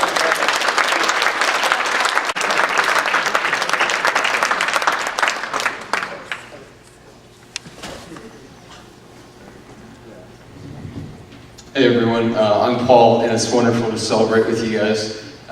Just had 3 quick things wanted to talk about with Mr. Hofmann. Wanted to start off by just saying thank you so much for the impact you've had in my life, Mr. Hofmann. It's been incredible, and it's already been vocalized, but first thing was the way you structure your class. We had the simulations, we had we had Gibby, we had the questions about news and what was going on in the world, and that started to open up my mind. Like Brian had said, it started to get me questioning, why was I placed on this earth? What got me here? Why are these bad things happening around me? How am I supposed to deal with that? How am I supposed to interact with it? And it was every day looking for the balls and getting them as a reward for coming in with some news information. But that got me thinking in a different way. It got me looking at the world in a new way. Number 2, last thing that we did in class that I remember was looking at a movie with the last line being, "Be the cure." And that was the first thing that came to my mind when I got the email about the retirement party. And that has stuck with me in looking at all the suffering and all the hurt and all the pain and everything that people go through in this world. We have the power to be the cure. We have the power to be the healing force, and you'd instilled that in me in 6th grade history class. So I got to go on a few trips with Mr. Hofmann, both to the Boundary Waters. Just a few pics here, but he had meant so much with the group that he assembled. The third thing that I just wanted to touch on was the first trip that I had gone on. We went with a great group of guys, but one of the guys there was my good friend Graham Stevens. And we had a great time going up to Grandpa.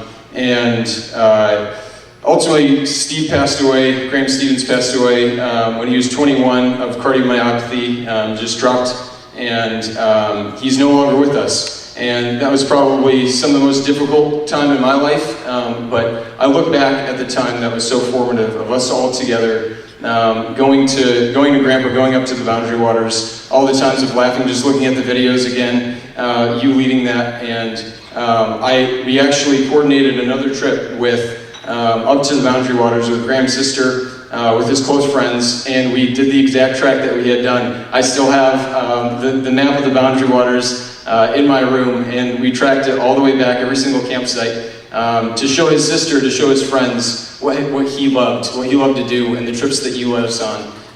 And that was just such a serene time. It was a time of reflection and meditation and understanding the suffering, going back to the Lord, and that just meant so much. And I just thank you so much. It's really incredible to hear of the impact that you've had in everyone's life, Mr. Hofmann. It's the example that I want to follow. It's the life that I want to lead. It's the impact I want to have on people. And so from the bottom of my heart, Mr. Hofmann, thank you so much for who you are, for who you've been. Love you so much.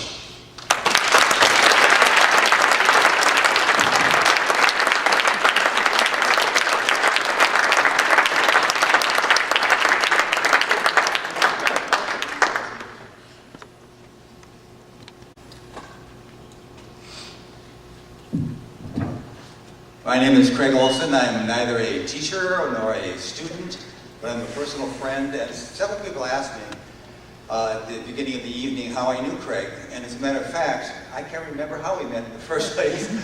We're neighbors, and I played basketball with him, but he's every bit as special to me as he is to all of you for different reasons, or for the same reasons, but different situations. Craig has been a dear friend to me over the years. In fact, when I was going through one of the hardest times in my life, he was the only one to extend a helping hand. I lost my family, my home, and almost everything I owned within a short space of time. Craig offered to take me in until I could find a place to live and get back on my feet again. It was then that I learned how very fond he is of pork chops. I think we had pork chops for dinner almost every day. Seriously, I will never forget Craig's act of kindness and will always be grateful to him.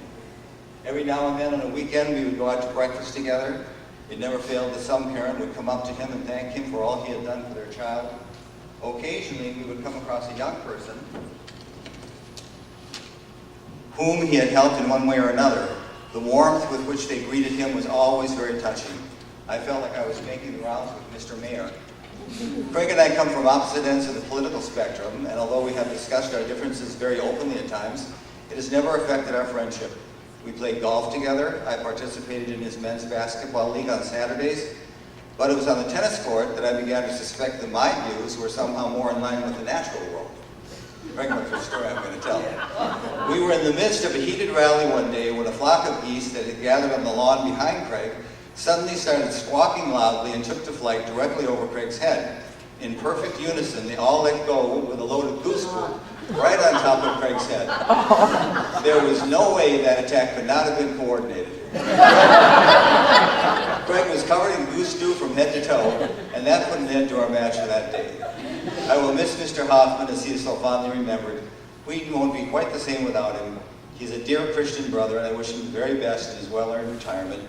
That doesn't mean I won't be seeing him again, though. I look forward to visiting him in Nashville, if for no other reason than to check up on the progress he's making in his guitar lessons.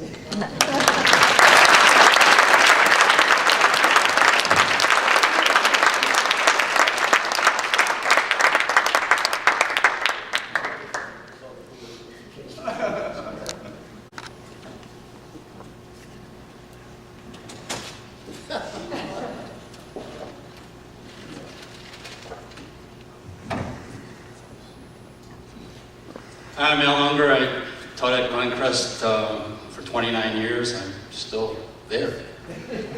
Subbing. I've known Craig for a long time, obviously. I'm going to start out with Craig as a teacher. He was one of the best. And there's some things that haven't been mentioned tonight, and I appreciate all the comments that have been made, some from former students, some students that I had. He was nominated for the Golden Apple Award. And I could never figure out why he didn't get the Golden Apple Award because of what's been said tonight and what I knew. I went to a dinner for the Glen Island Chamber of Commerce where he was feted for all the things that he had done for the community. And those things have been indicated this evening. I know firsthand as a substitute for Craig, I substituted for him for I think a week. When he had one surgery or another, and as a colleague of his, as an 8th grade teacher, 7th grade teacher, 6th grade teacher, numerous meetings, I know of what you've talked about tonight, how good he was. Some of you know me as Pope Urban II. My wife wanted me to dress as Pope Urban II tonight. I said, I don't think that's that type of an occasion. For years, I don't know, for years, even after I retired, I would come back and make this rousing speech by Pope Urban II. I still have a copy of it, actually. I could have read it to you tonight. To get his class going on this simulation that he did, and he and I had similar styles. So I saw firsthand some of the things some of you have talked about, and I was involved in going classroom to classroom and watching Craig interact and teach in a unique way. And as I played Pope Urban II, and Craig will tell you this, I kind of ham it up a little bit. And I would come in with fake coins that I think I had gotten from the Naval Academy, and candy and real money, and I would hand, and the word's still there, sustenance, it was sustenance for the journey, for the Crusades. And then I'd hand this stuff out to kids willy-nilly, and then we would go from room to room and continue the journey. And Craig would never fail to send me a thank you note. Thanks for taking time out and, you know, playing poker. And to me, it was just fun. So one of the thank you notes, he put a footnote at the end and he said, one of the students asked me the next day, did the Pope really give out candy to the Crusaders?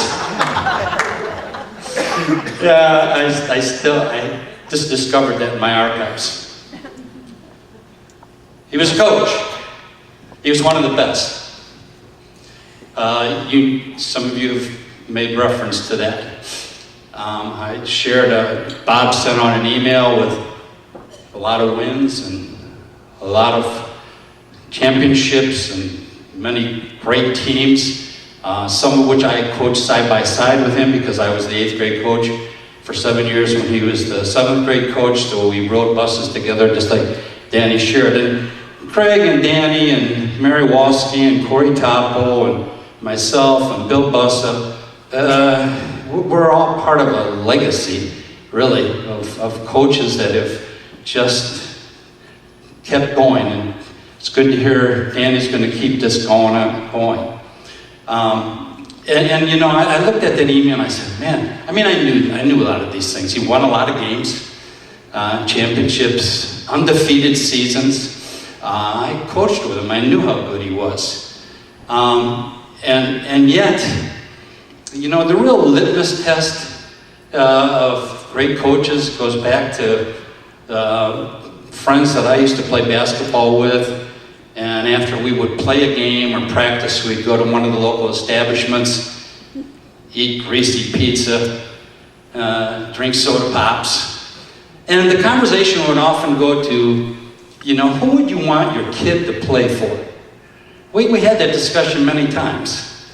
And, you know, back in those days, there was the Johnny Woodens and the Al McGuires and the Coach K's and the Bobby Knights and the Pat Summits and the Muggsy Graws and some of the other great, great coaches.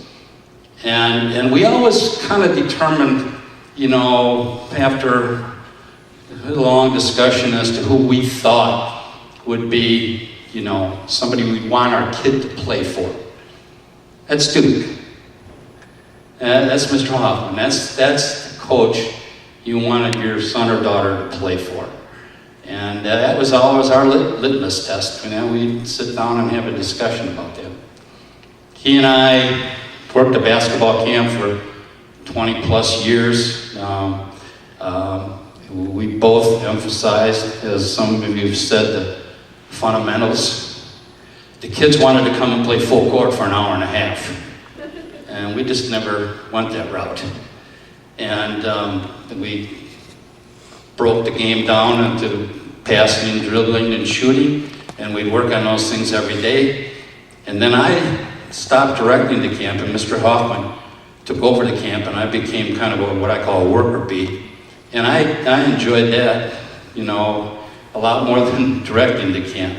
So he and I go back, you know, a long way when it comes to coaching and teaching, and he did it the right way.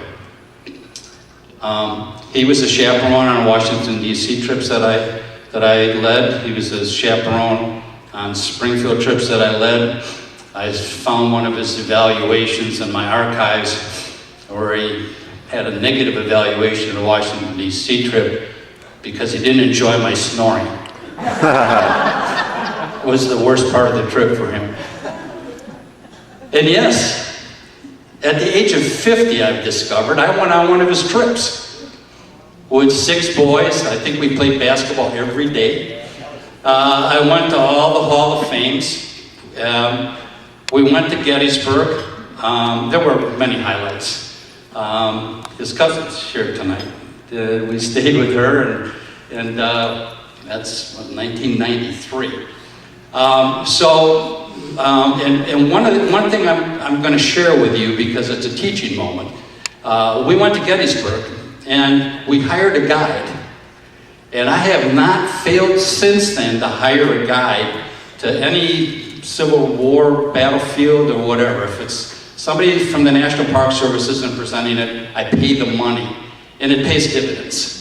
Thank you, Mr. Hofmann, for sharing that idea, and I'm going to share it with you. If you go to Gettysburg or Vicksburg or any of these places, and they have a guide service, hire a guide. You'll get so much more out of it than just looking at the monuments and saying, oh, Mississippi, Alabama, whatever.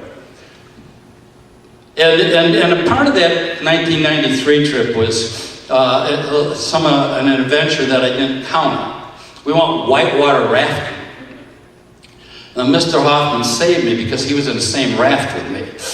I think he did that on purpose. But little did I know, there was a little rock called Dimple Rock. And he said, this will inevitably, 97.3% of the people are going to get bumped out of the raft on this hitting Dimple Rock. I said, oh, okay, yeah, sure. I've got Mr. Hofmann with me. He's been here before. I'm over here. He's over there. We hit Dimple Rock. The next thing I know, I'm going down this Yucahani River or wherever the heck we were in Pennsylvania on my back thinking this is the end. Well, obviously it wasn't, or I wouldn't be here to talk to you. So I thought, well, okay, that was an adventure. The next day or 2 days later, we're on an alpine slide that's like concrete. And I'm careening down this hill, and I fall off the thing, and I still have a scar on my elbow from that. But that was just a 2-week, as some of you have shared who have been on some of these trips, it was just a great 2-week trip and an adventure that I'll never forget. It's been nice to listen to everybody because they've shared the things that I would have concluded with, and that is, he and I worked together in the Social Studies Club, the Builders Club, his affiliation and work with his church. Obviously, been playing cards with him, went on that infamous fishing trip in 1991 to Canada. And I would like to share with Duke the last game that I coached at Glen Crest was at Hadley. And Duke came to the game and took numerous pictures and created a picture album for me that I still have in my basement with that final game at Hadley. And I did the same thing. It wasn't his last game he coached, the girls' game. I did the same thing. I took about, I don't know how many pictures at the last home game that he had. So I have put together a small little collage of pictures from that last game. And a saying that if I can put my glasses on, I'll read to you, which I think kind of summarizes, the kind of coach that he was. It goes something like this. An excellent coach is hard to find, difficult to part with, and impossible to forget. I think we've all realized through the folks that have spoke tonight, the former students, parents, colleagues, and so forth, what an impact he's had. And he won't be forgotten, both as a teacher and as a coach. So I would like to take this time to present this to Mr. Hofmann and thank him for being a great colleague and all the good times that we've shared together.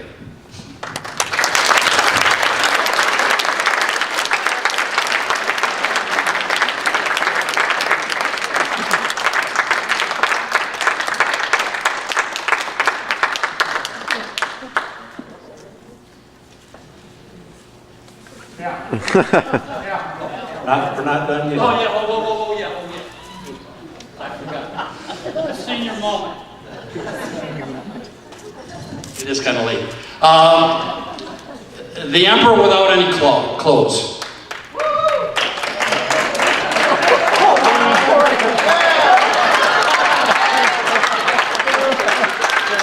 Well, limited clothes.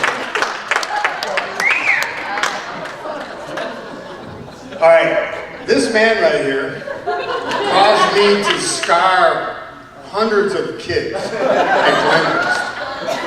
Okay, through his simulations, he did chariot races. Okay, where he had kids on little pieces of carpeting going around the gym, somebody pushing them with ropes, running around, slamming into the bleachers, getting concussions and all that stuff. Okay?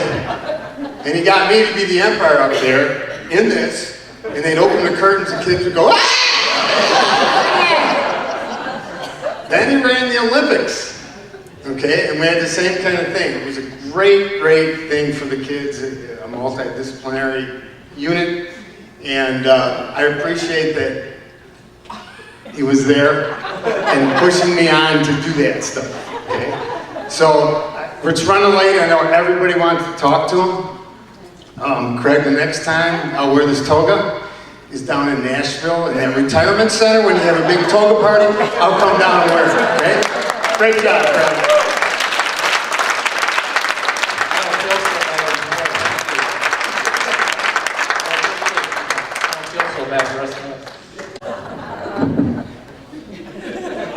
Rockets are up 11 in the third quarter. Sorry. I said that loud. Yes, we won the 2 years George didn't play. That's all right. Let's say that.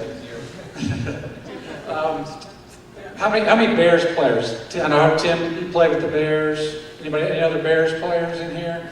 So that was probably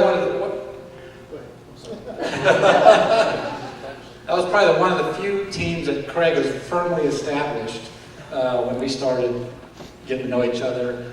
So we have a special guest from North Carolina. Oh, no. I'll be here tonight.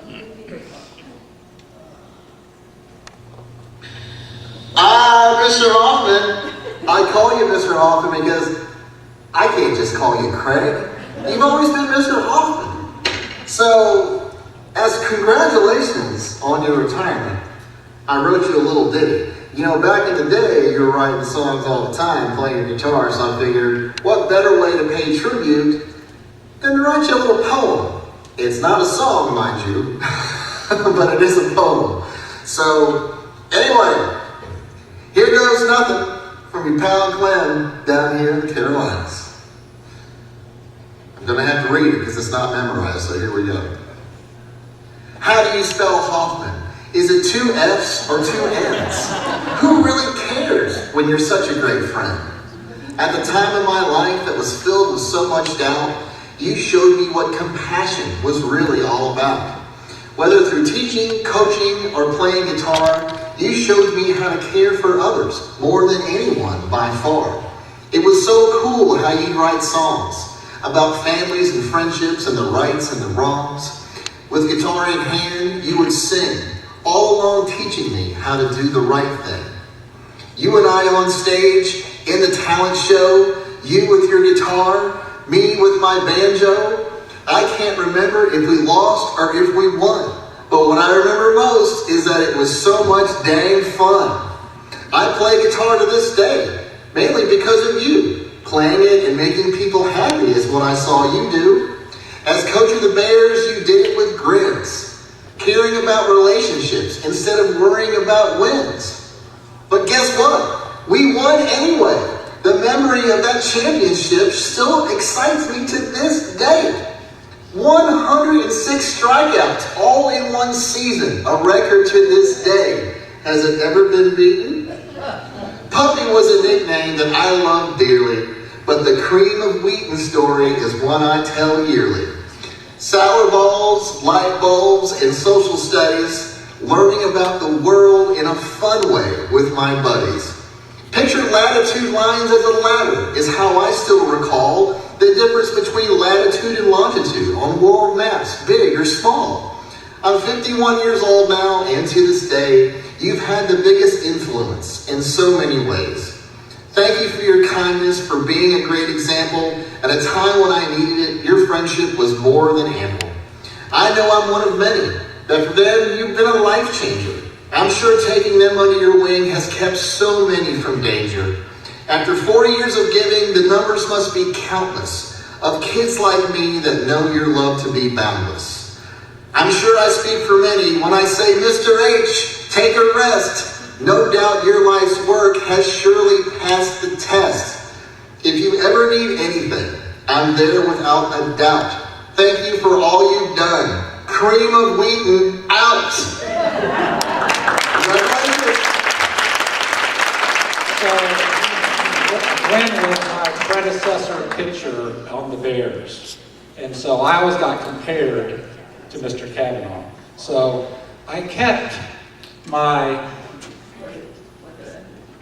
that is Glenn and myself. We shared the same number. You go ahead, you put it back up. So here's what I'm going to show you. So this is the old baseball scorebook, right? You all are familiar with that. I'm going to turn to this page right here. This is the championship game.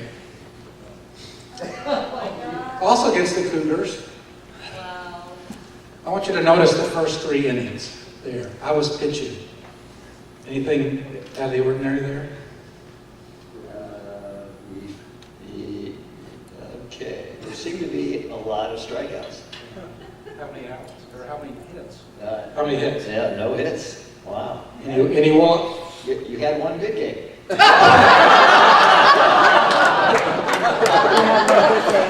Would you say that's a perfect game so far in the 3rd inning? Yeah, it looks not bad. You know. So, and he pulled me. Oh, Pulled me in the 4th inning. You must have said something about it.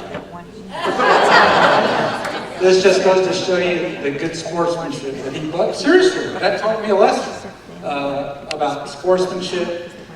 We've heard it time and time again tonight. The teaching.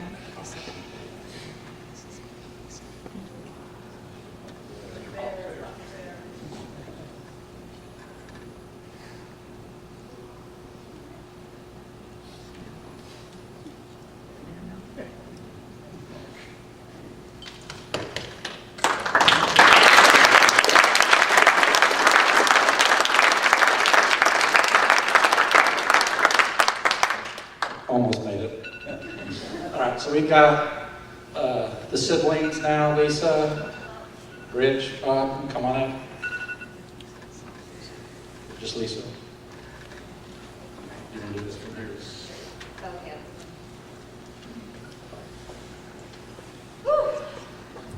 Does everybody feel the love here tonight? Oh my goodness. Let's give Craig a break.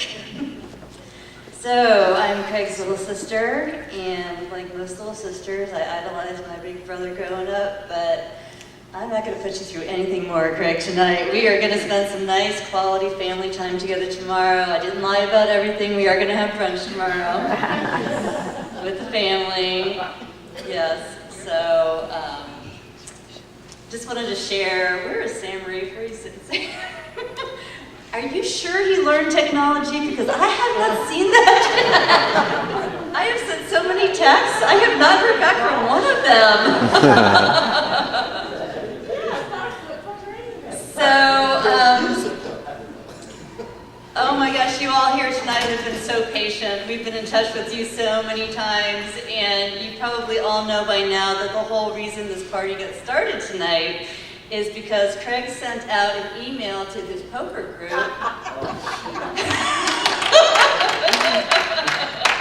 that went to a whole bunch of people, and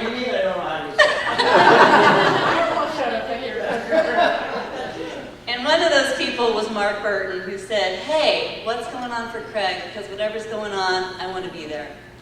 So that kind of got the ball rolling on getting that poker list sent out, and then we tried to keep it a secret, so we just kept asking people to spread the word. And thank you all so much, everybody, for helping us get the word out and getting all this love here tonight. Much appreciated.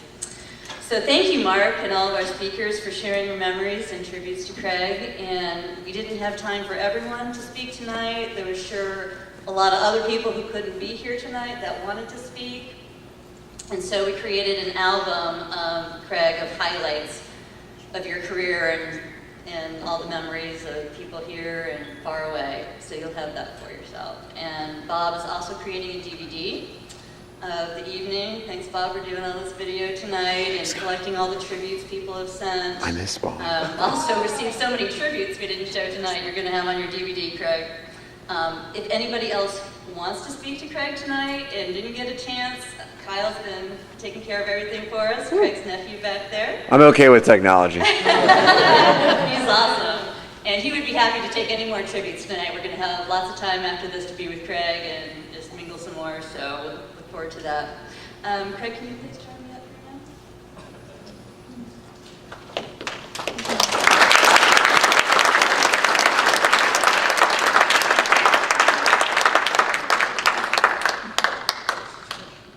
So, Craig, because you hosted so many wonderful vacations for all the people here and the people who aren't here, just the generosity of all this love, we have collected a group gift for you tonight to send you on a very special vacation of your choice through Road Scholars. My lapse of judgment, I actually sent an accidental email to Craig that he may have had a hint about that. But anyway, I know he's going to be thrilled. He loves Road Scholars, and thanks to everybody who contributed for Craig. And Craig, you have 6 whole years to use it, so no hurry, no pressure. We know you want to get moved into your new house in Nashville. So there is a gift certificate for $3,000 that you have inside of your album here tonight. And yeah, I know it's a little overwhelming, but Craig, would you like the opportunity to speak? Yeah, I would.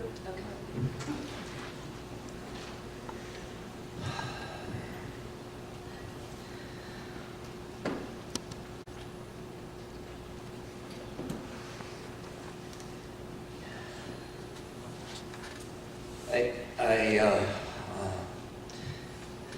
I guess the first thing I want to make sure everybody understands is please, I do want to stay and talk to everybody I possibly can, but definitely please make sure that in writing somewhere, maybe Kyle, you're taking care of this, I don't know, but I want to get everybody's email. I promise to send it only to the right people this time. Okay. It just means the world to me that you guys, that everybody, I don't even know how this all got put together. Obviously, I've come to realize I really don't know anything about technology because all this got done without my knowing what was going on. I really thought I was going to Sue's sister's birthday celebration tonight, and I still. But that's the main thing. It means the world to me. You guys are all here. Colleagues and former students and most especially family, but you're all family in one way or another. And I mean, this is my life. For whatever reason, and I'll probably never completely understand why the Lord has taken me in the path that He has, but the one thing that He's made very clear is that I've been incredibly blessed to have so many families that love me so much. And I can't thank you enough for taking the time to make this evening special. You know, I just have always, my favorite movie scene was always from Mr. Holland's Opus. And at the end of that movie, when he is surprised by a gathering of former students, and I always thought that was just like a dream come true, and I feel like it's unfolding before me tonight, and I'm just really humbled and really grateful that I'm surrounded by a lifetime of love. I also can't help but think about some of the people that are here just in spirit. People like, Sally and Bill Bussa, Graham. Paul, thanks for sharing that story. And Gibby. And I just,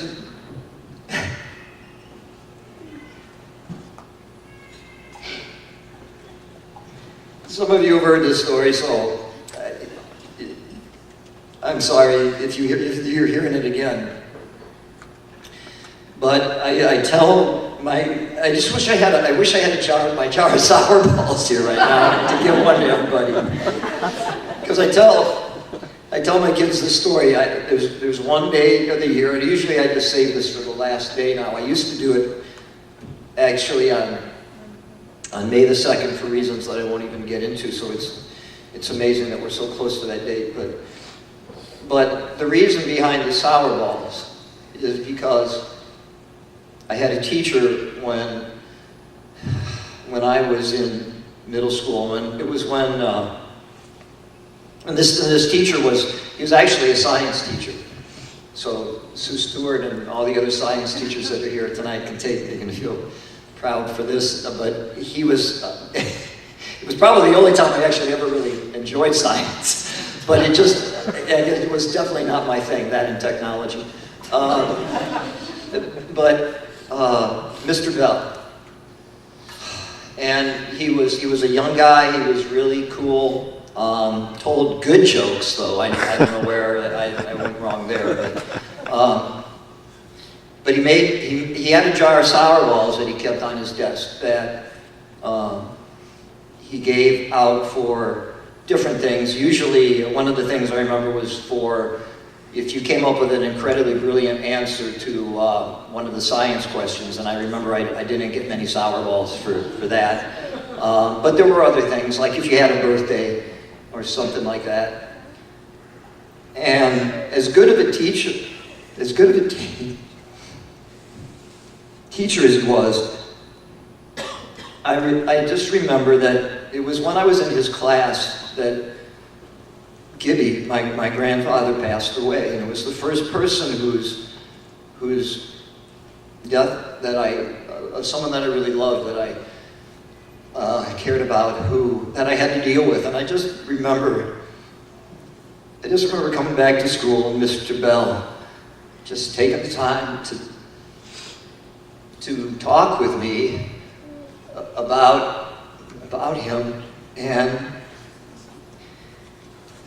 just helping me to realize that for the first time in my life that I looked at a teacher as someone who didn't just care about what I was learning in his subject, but cared about me as a person.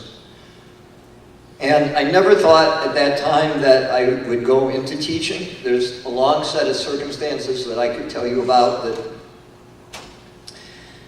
where the Lord just took me in one path or another that I never ever could have anticipated what he was doing.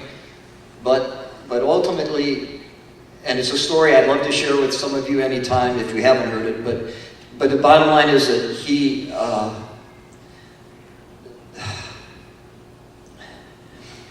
that Mr. Bell,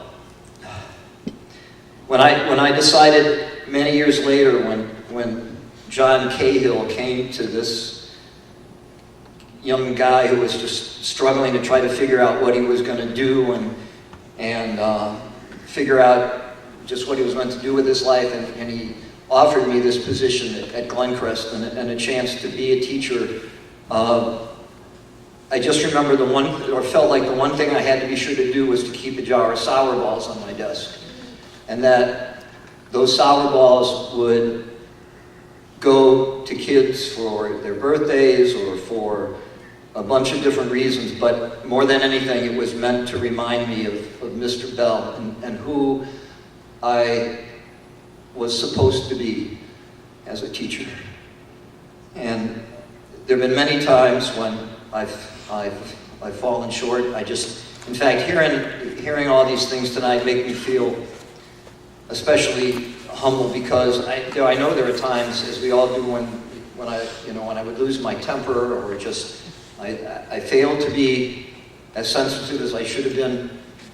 But having the jar of sour balls and the memory of Mr. Bell and the memory just tonight of Bill and Sally and Graham and all of you who are here, who just make me feel so special, so loved. I can't thank you enough, and I love you, and thank you for making this.